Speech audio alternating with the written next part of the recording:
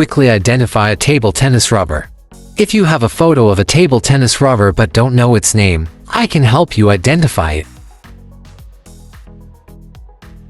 For example, if you have a photo of a rubber and know its rubber ID, you can search on Google using the query, "Identify a rubber PingSunday." You'll find a list of all table tennis rubbers approved by the ITTF. Alternatively, you can visit PingSunday.com, go to the Tools section and select Identify the rubber.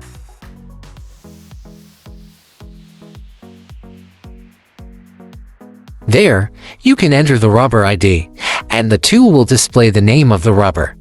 You can also browse rubbers by brand by typing in the brand name, such as Butterfly or DHS.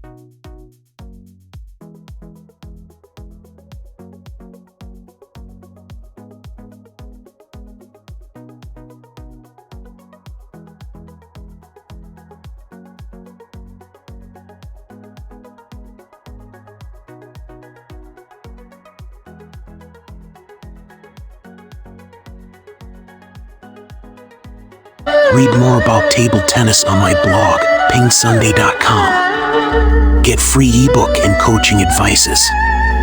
See you in the next video.